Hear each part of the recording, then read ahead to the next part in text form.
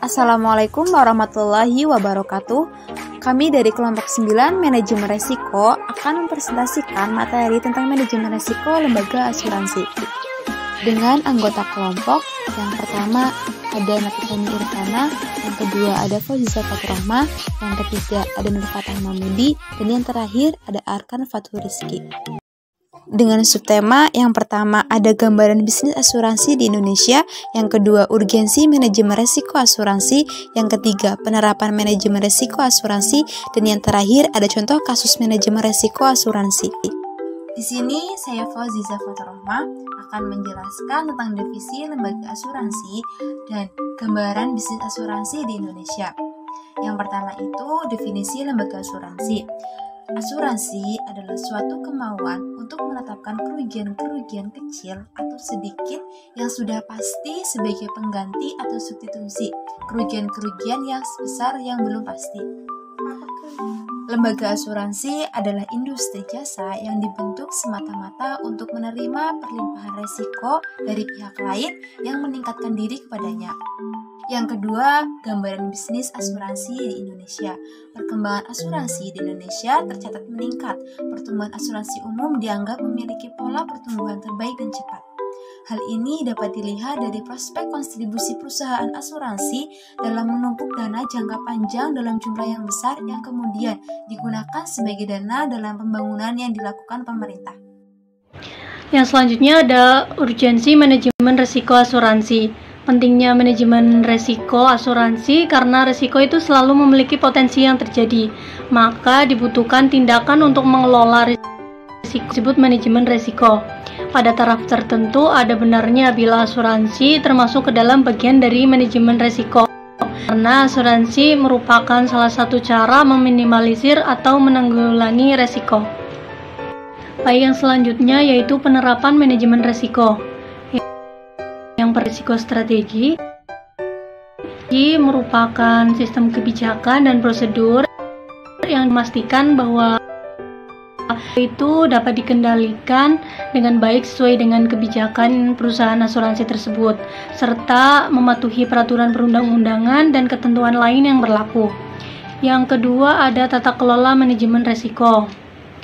Tata kelola manajemen resiko akan berjalan baik apabila lembaga asuransi itu sudah menerapkan batas resiko yang direncanakan. Yang ketiga ada risiko operasional. Risiko operasional merupakan risiko yang terjadi akibat kesalahan faktor manusia, kegagalan atau tidak berfungsinya suatu sistem, kesalahan dalam prosedur kerja, dan akibat faktor eksternal yang semuanya merupakan penyebab dari event risiko operasional. Risiko operasional dapat menyebabkan kerugian berasal dari berbagai faktor.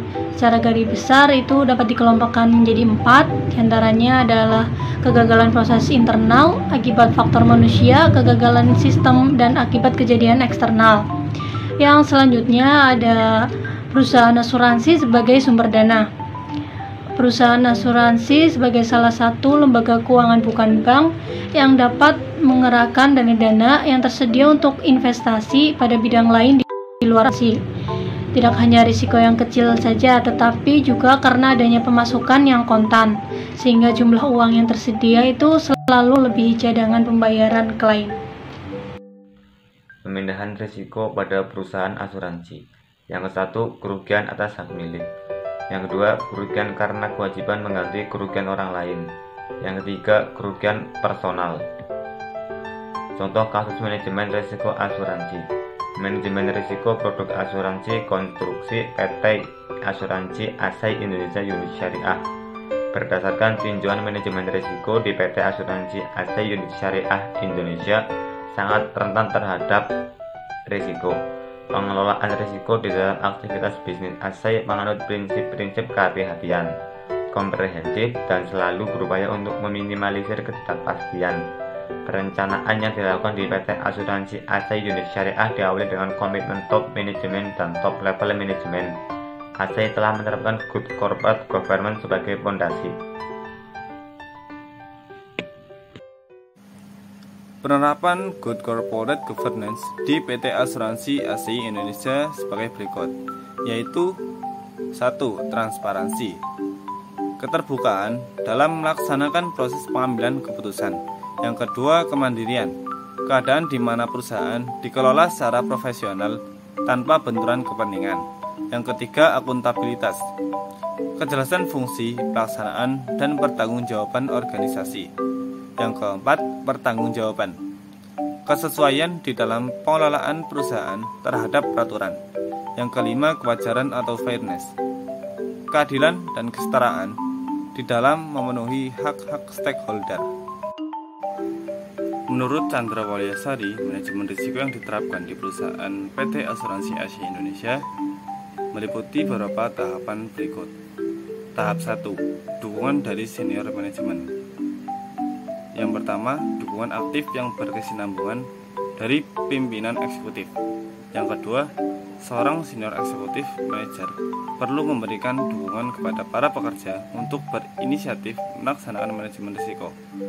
Yang ketiga, semua senior eksekutif sebaiknya memberikan dukungan penuh. Tahap 2, yaitu pengembangan kebijakan organisasi, pengembangan dan dokumentasi kebijakan perusahaan, serta kerangka berpikir untuk mengelola risiko.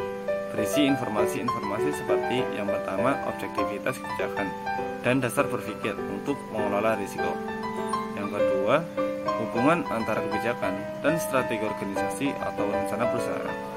Yang ketiga, batasan atau jangkauan dari isu-isu yang ada di dalam sebuah kebijakan. Yang keempat, pimpinan diharapkan dapat menjadi teladan. Yang kelima, pembagian tanggung jawab dalam pengelolaan risiko. Tahap yang ketiga yaitu komunikasi peraturan. Yang pertama, meningkatkan kesadaran akan manajemen risiko. Mengkomunikasikan sampai tingkat terendah di organisasi tentang manajemen risiko dan peraturan organisasi. Yang ketiga, merekrut ahli manajemen risiko, contohnya konsultan. Yang keempat, mengembangkan keahlian sampai staf terendah dengan pendidikan dan pelatihan. Yang kelima, menjamin terciptanya pelaksanaan sistem penghargaan dan sanksi. Tahap 4, manajemen risiko pada tingkat organisasi. Alur proses yang ada pada manajemen risiko. 1. Penetapan ruang lingkup. Menetapkan strategi, kebijakan organisasi dan ruang lingkup manajemen risiko yang akan dilakukan. 2. Identifikasi risiko. Mengidentifikasi organisasi dan konteks manajemen risiko, yaitu mempelajari bentuk organisasi dan mengidentifikasikan konteks manajemen risiko yang terkait. Yang 3. Analisis risiko dilakukan dengan menentukan tingkat probabilitas dan konsekuensi. 4. Evaluasi risiko, yaitu membandingkan tingkat risiko yang ada dengan kriteria standar. 5. Pengendalian risiko, melakukan penurunan derajat probabilitas dan konsekuensi yang ada dengan menggunakan berbagai alternatif metode, bisa dengan transfer risiko dan lain-lain. 6. Monitor dan review. Monitor dan review terhadap hasil sistem manajemen risiko yang dilakukan, serta mengidentifikasi perubahan-perubahan yang perlu dilakukan. 7. Komunikasi dan konsultasi. Komunikasi dan konsultasi dan pengambil keputusan internal dan eksternal untuk tindak lanjut dari hasil manajemen risiko yang dilakukan. 8. Peningkatan kesadaran. Strategi peningkatan kesadaran dengan metode pelatihan dan pendidikan. Tahap 5 yaitu pengendalian risiko. Pengendalian risiko melalui rencana kegiatan program dan tingkatan tim. Pada tahap ini perlu dilakukan pengembangan sebuah program untuk pengendalian risiko di mana masing-masing bagian maupun area organisasi. Tahap 6. Monitoring dan telah ulang. Pengembangan dan pelaksanaan setiap tahapan manajemen risiko perlu dipantau untuk menjamin terciptanya optimalisasi manajemen risiko. Cukup sekian dari saya. Terima kasih.